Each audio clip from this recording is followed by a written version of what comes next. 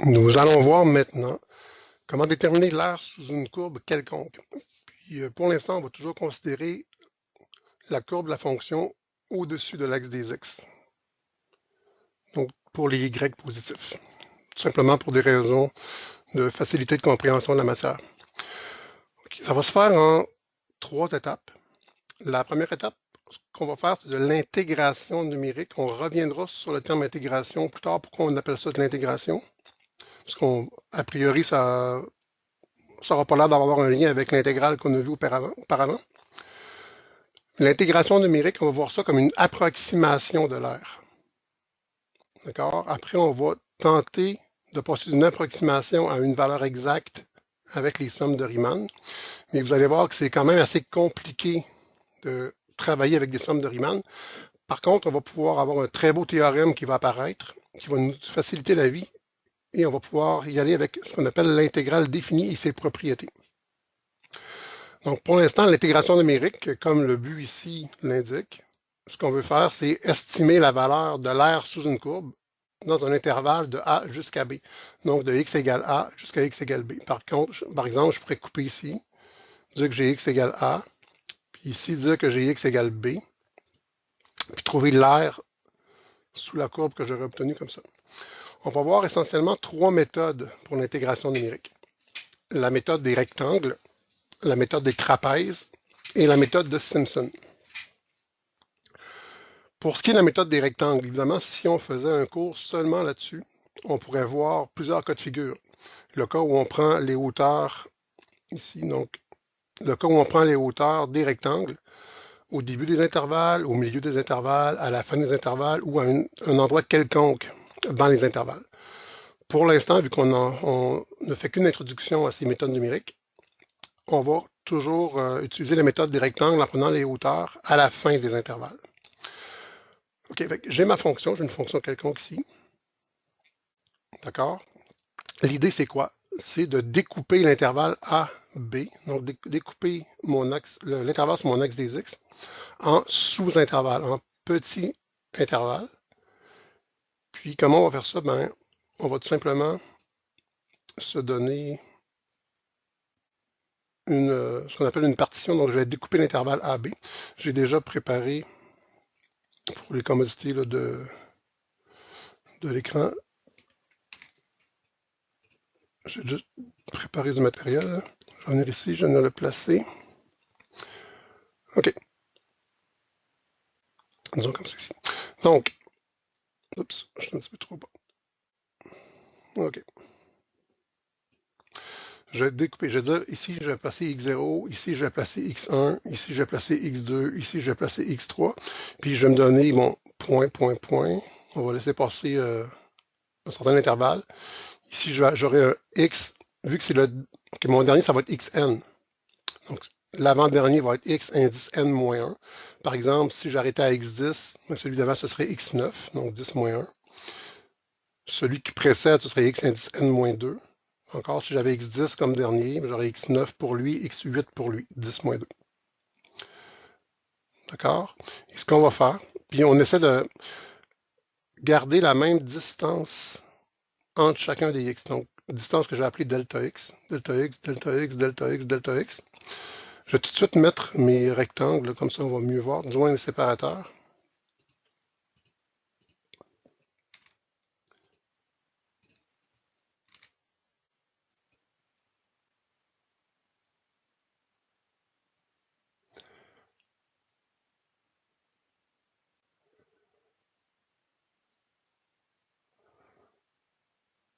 OK.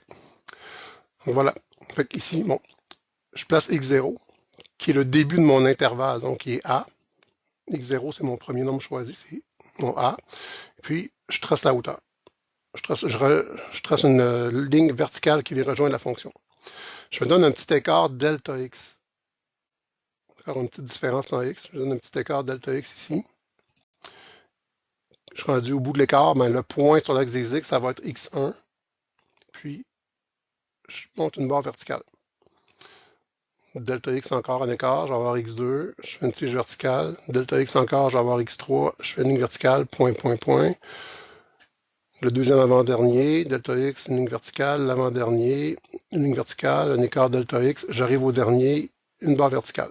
Puis dans mon dernier, c'est la fin de mon intervalle, donc c'est équivalent à B pour le xn. Puis le nombre n, c'est nous qui allons le déterminer pour chaque exemple. OK, donc on va toujours faire ça, peu importe la méthode. On va découper l'intervalle A, B en sous-intervalles, donc de x0 à x1, de x1 à x2, de x2 à x3, point, point, point. On aurait x3, x4, x4, x5, x5, x6.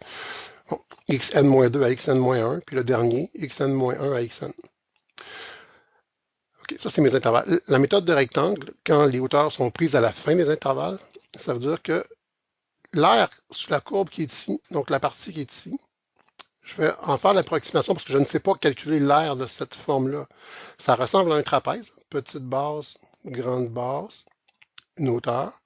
Mais ici, je n'ai pas quelque chose qui est droit, j'ai quelque chose qui est courbe. Fait que je vais commencer par faire une approximation avec des rectangles.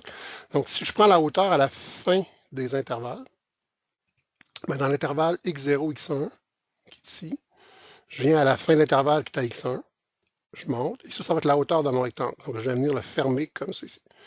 Je vais fermer mon rectangle comme ça ici. OK. Ce que je vais faire, je vais fermer mon rectangle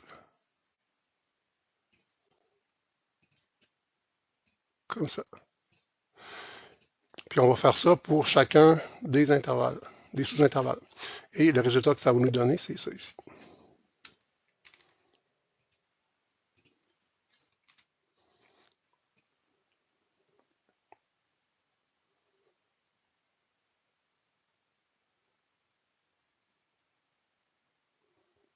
C'est pas évident avec Word, mais vous allez quand même avoir l'idée générale de ce qui se passe. OK. Donc, pour l'intégrale, moi, ce que je cherche, c'est l'aire sous la courbe qui est ici, qui est l'aire sous la courbe jusqu'à l'axe des x. Je ne sais pas comment le faire. Fait comme première approximation, je vais me dire, ben, si je remplaçais chaque partie de la courbe par un rectangle, puis je calculais l'aire du rectangle, je me disais que l'aire de ce rectangle-là est environ égale à l'aire qu'il y a sous la courbe. Ça me donnerait quand même une première approximation, qui serait quand même pas si mal. Ici, évidemment, je vais surévaluer l'aire, mais ici, je vais la sous-évaluer, ici, je vais la sous-évaluer, ici, je vais légèrement la surévaluer, puis ici, je vais la surévaluer, parce que évidemment, mon rectangle a une plus grande aire que ce qu'il y a entre la courbe et l'axe des x. Tant qu'on va déterminer la formule. Ben, la formule de l'aire va être environ égale à la somme de l'aire de chacun des rectangles. Puis, c'est quoi l'aire d'un rectangle? Ben, c'est base fois hauteur, ou encore on pourrait dire ben, hauteur fois base, ce qui revient au même. Parce que le rectangle, je pourrais le pousser sur le côté. Donc ça deviendrait la base, ça deviendrait la hauteur. Fait que c'est quoi la hauteur de mon premier rectangle? Ben, c'est la valeur de y qui est associée à la valeur de x1. Fait que si ma fonction, c'est f de x, ben, la hauteur, c'est f de x1. Fait que la hauteur du premier rectangle, c'est f de x1. Sa largeur, c'est delta x. Donc, si je fais longueur fois largeur ou base fois hauteur, je vais avoir f de x1 fois delta x. Pour mon deuxième rectangle, ben, la hauteur va être f de x2, la largeur delta x, f de x2 fois delta x. Puis je fais ça pour chacun des rectangles. Donc, si on fait ça, qu'est-ce que ça va nous donner? Je vais essayer de garder l'image à l'écran quand je vais écrire la formule. OK. Donc, on a dit que le premier rectangle, son aire va être ici, f de x1 fois delta x. Donc, f de x1 fois delta x. Plus l'aire du deuxième rectangle. Ouais, la hauteur f de x2 fois la base delta x. Donc, f de x indice 2, qui est la hauteur du deuxième rectangle, fois la largeur delta x. Plus, je fais la même chose avec le troisième rectangle. Sa hauteur f de x3 fois sa base delta x. Donc ici, on va avoir f de x3 fois delta x plus point, point, point.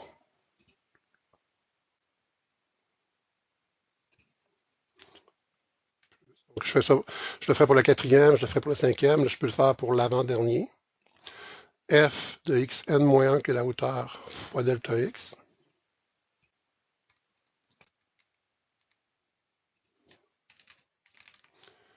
Plus le dernier. Le dernier, ça va être quoi? Ben, la hauteur va être f de xn fois delta x. OK. Donc là, on a vraiment la formule qu'on cherchait. Fait que l'air va être environ égal à la somme de l'aire de chacun des rectangles. Mais cette formule-là, c'est un peu long à écrire. On peut synthétiser ça avec une meilleure écriture mathématique en disant que c'est égal à. Si vous remarquez, on a des delta x partout. En fait, c'est pour ça qu'on a pris la même longueur dans chaque intervalle pour pouvoir faire une mise en évidence.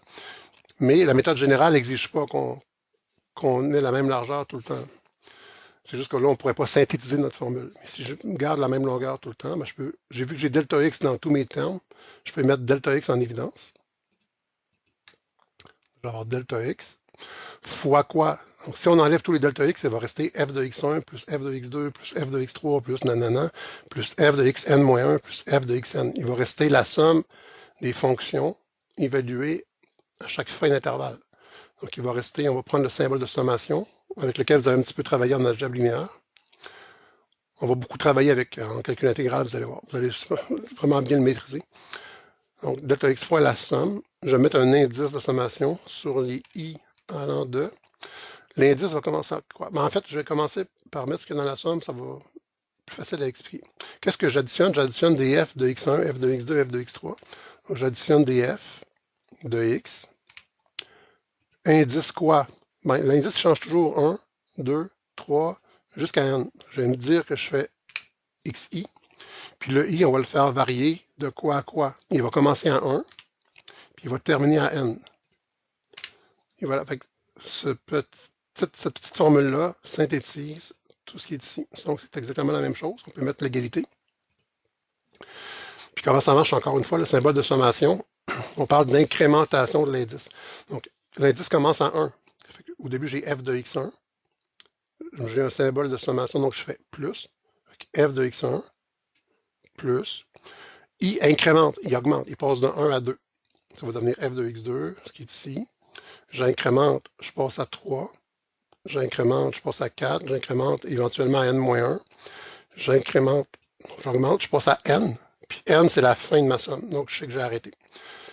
Avec ceci, je vais avoir f de x1 plus f de x2 plus f de x3 plus f de x4 plus f de x5 plus point, point, point, plus f de x indice n-2 plus f de x indice n-1 plus f de x indice n, le dernier. Et tout ça est multiplié par delta x qu'on a mis en évidence. Donc, ce sont les delta x qu'on voit partout.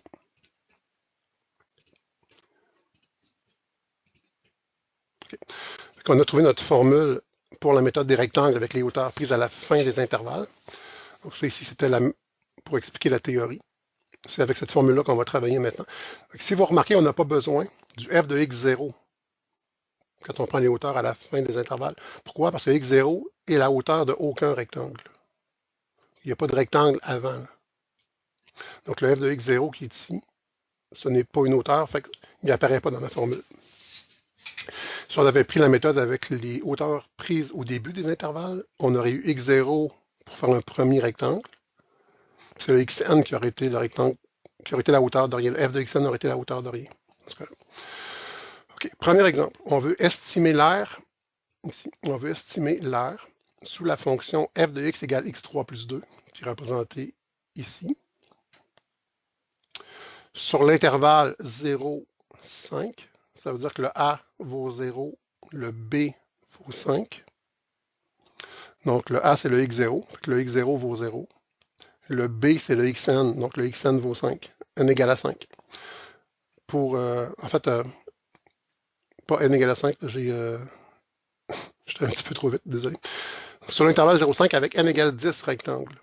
Donc on va découper en 10 rectangles. C'est-à-dire que le nombre 5 ici, ça va être le 10e rectangle, ça va être x10. Okay, parce que le premier rectangle, je vais de 0 à x1, premier rectangle, à x2, deuxième rectangle, à x3, troisième rectangle, à xn-1, n-1e rectangle, à xn, n-ième rectangle. Donc le n-ième ici, ça va être x10. C'est-à-dire que dans l'intervalle, je vais avoir deux rectangles chaque fois. Là. Un premier, un deuxième, un troisième, un quatrième, un cinquième, un sixième, un septième, un huitième, un neuvième, et il y a un 10e rectangle. Comment on va calculer notre delta x? Bien, vu qu'on prend la même largeur tout le temps, on va faire la longueur totale de l'intervalle. Donc, si ça va être de 0 jusqu'à 5, divisé par le nombre de rectangles qu'on veut placer, donc divisé par 10. Pour notre delta x, on va avoir, en général, on va dire quoi? On va dire la fin de l'intervalle. Je vais faire ça ici. On va dire la fin de l'intervalle, qui est 5, moins le début de l'intervalle, qui est 0. Ça me donne ma longueur d'intervalle, divisé par le nombre de rectangles, qui est 10. Donc, chaque rectangle, ici, va avoir une longueur de 0,5. Bon, dans la vraie vie, entre guillemets, quand nous-mêmes, on veut faire une approximation d'air, on choisit le nombre de rectangles qu'on va utiliser. Donc, comment on va découper notre intervalle. Puis, ben, il n'y a pas de règle. En fait, plus on en prend, plus on est précis, mais plus c'est long à calculer. Fait qu'il faut, on peut jauger ce qu'on a besoin, plus de précision ou une réponse plus rapide. Mais pour l'instant, pour vous, vu qu'on est en contexte scolaire, le N va toujours vous être donné. Donc, le nombre de rectangles va toujours vous être fourni avec la question. OK, fait que dans la formule, j'ai besoin de f de x1, f de x2, f de x3. Ce qui veut dire que j'ai d'abord besoin de x1, x2, x3. Fait que x1, ça va être quoi? x1, ça va être la fin du premier intervalle. Si je commence à 0, donc si le nombre ici, c'est 0, x1, ça va être 0 plus delta x. Okay, je parle de mon premier x, puis j'ajoute mon écart delta x. Donc, si je fais 0 plus 0,5, ici, je vais arriver à 0,5. Donc, si on revient sur notre exemple ici, si on part de 0 puis qu'on ajoute notre écart 0,5, on va arriver à 0,5 comme ça ici. Donc, le premier x qu'on va avoir, x1, ça va être 0,5. Mais à chaque fois, on ajoute delta x. Fait que si ici, je suis à 0,5, le deuxième va finir à 1. Le troisième à 1,5.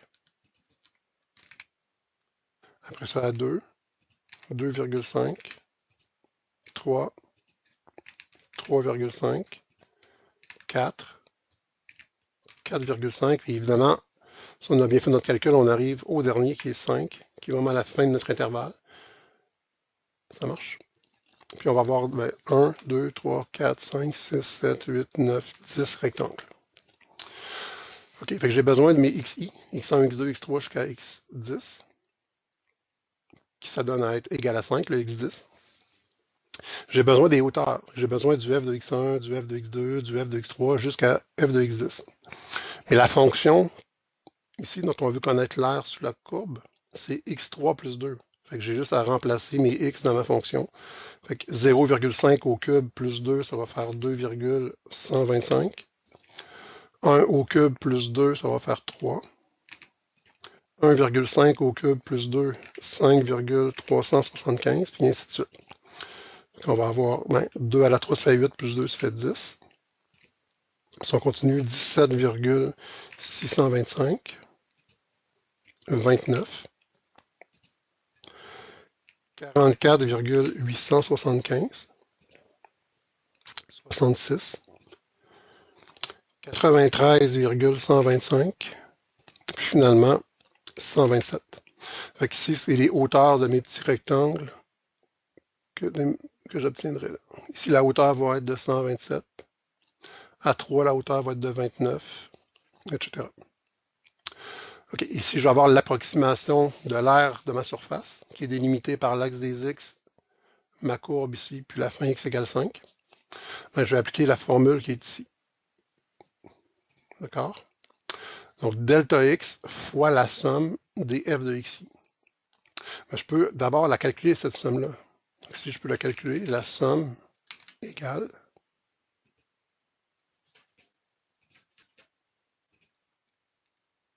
j'additionne les nombres dans mon tableau, avec 2,125 plus 3 plus 5, la deuxième colonne de mon tableau. 2,125 plus 3 plus 5,375 plus 10 jusqu'à plus 127. Si on fait ça, ça va nous donner 398,125. Finalement, pour notre R, qu'est-ce qu'on va pouvoir dire? L'air va être égal à environ à quoi? L'air va être égal à environ delta x, qui est 0,5, fois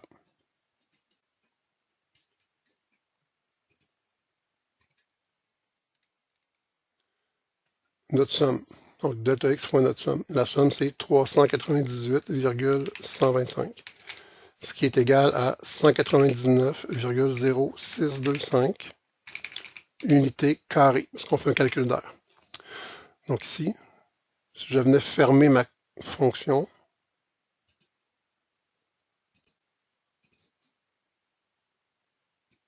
comme ça ici,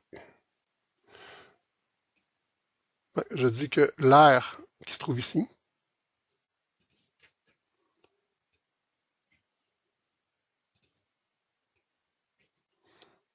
okay, donc l'air de la zone assurée,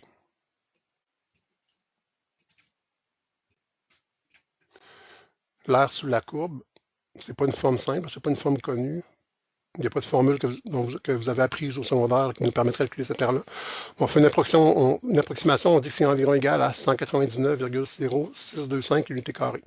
Si mes axes étaient gradués en centimètres, j'aurais 199,6025 centimètres carrés d'approximation pour la surface qui est ici. Donc, plus tard, on va avoir d'autres méthodes, puis on va pouvoir voir à quel point notre méthode ici était précise. Je peux vous faire une simulation avec le logiciel Maple. Donc, j'ai déjà préparé ma fonction. F de x égale x3 plus 2. Je vais aller dans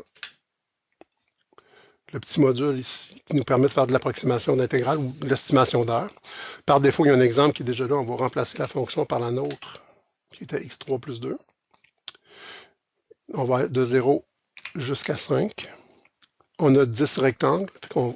Là, voyons un exemple où les hauteurs étaient prises au milieu des intervalles. Vous voyez que les courbes, les rectangles, les hauteurs passent au milieu des intervalles. Nous, on les veut à droite.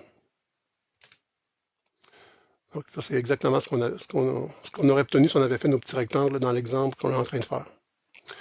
Puis, vous voyez que à chaque fois, on surestime la valeur de l'air. Évidemment, notre réponse est plus grosse que la vraie valeur. Si je prenais plus de rectangles, au lieu de prendre 10 rectangles, si j'en avais pris 100, ça aurait été très long à calculer. Mais vous voyez qu'on aurait pratiquement épousé parfaitement la courbe. Notre réponse aurait été vraiment plus précise. Si j'avais pris 1000 rectangles, vous voyez que ça donne, là, évidemment, on ne pourrait quasiment pas faire de différence entre la courbe puis les rectangles. Nous, on avait 10 rectangles. On est arrivé à 199,0625, c'est bien ce à quoi on devait arriver. Puis évidemment, je vais vous le montrer. Si on faisait augmenter le nombre de rectangles, qu'est-ce qui se passe? On peut le voir de façon dynamique. Donc, on voit quand on augmente le nombre de rectangles, comme là, on a 320, on devient de plus en plus près de la valeur réelle de l'air sous la courbe.